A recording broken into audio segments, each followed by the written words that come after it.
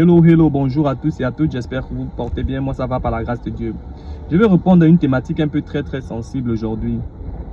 Est-ce qu'un homme de Dieu peut vendre ses services ou encore son produit? Je prends un exemple.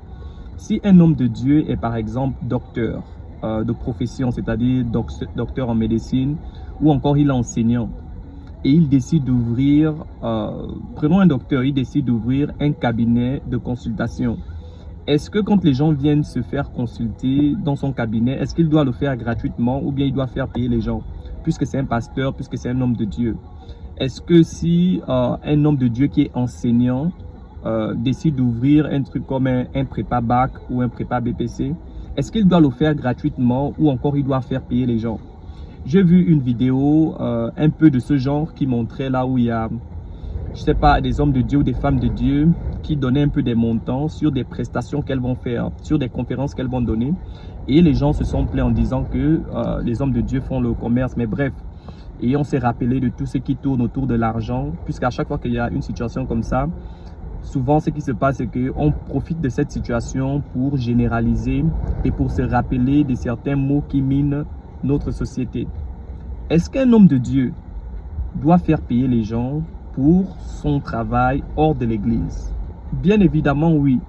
Toute personne qui dit qu'un homme de Dieu doit faire des choses gratuitement, c'est le mauvais cœur. Pourquoi? Parce que toi qui me regardes, si tu as une fonction, tu aimerais qu'on puisse te payer pour le travail que tu fais. La parole de Dieu nous dit dans Matthieu 10 à partir du verset 8 que tout ce que vous avez reçu gratuitement, donnez aussi gratuitement. Qu'est-ce que cela veut dire? Tout ce que vous n'avez pas reçu gratuitement, vous êtes susceptible de les vendre. Un homme de Dieu qui a un produit, qui a un service, il doit le faire payer. Pourquoi? Mais même cette même parole de Dieu nous dit dans Matthieu 10 que l'ouvrier mérite son salaire. Si moi j'ai pris des classes de leadership, je suis allé à l'école, j'ai investi mon temps et mon argent, j'ai eu des diplômes en business, en management et en leadership, je vais dans des conférences où j'investis de l'argent, j'achète des livres que je lis, j'assiste à plusieurs séminaires que je paye de l'argent. Maintenant, si je fais une conférence sur le leadership, je dois le faire gratuitement parce que je suis homme de Dieu. Mais non, ça c'est le mauvais cœur. Parce que ces mêmes personnes qui disent de le faire gratuitement, ces mêmes personnes ne m'aimeraient pas travailler gratuitement. Aujourd'hui, on a souvent les grèves des enseignants. C'est quoi une grève des enseignants? C'est qu'ils sont allés travailler et ils n'ont pas reçu du salaire. On doit faire la différence entre l'œuvre de Dieu et la fonction professionnelle d'un homme de Dieu. C'est pas parce que je suis homme de Dieu que je n'ai pas aussi une fonction professionnelle. Maintenant, c'est différent. Il y a certains hommes de Dieu qui sont ce qu'on appelle plein temps hommes de Dieu et à ceux qui sont à temps partiel.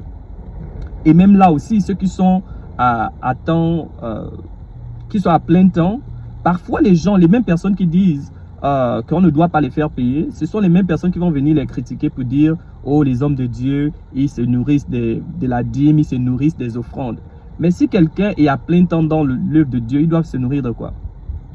Donc, je suis contre toutes ces personnes qui pensent que parce qu'on est homme de Dieu, qu'on ne doit pas faire vendre nos services, que l'expertise que tu as reçue, que tu as dépensé des millions de francs CFA pour acquérir, tu dois le faire gratuitement. Ça, ce n'est pas la Bible.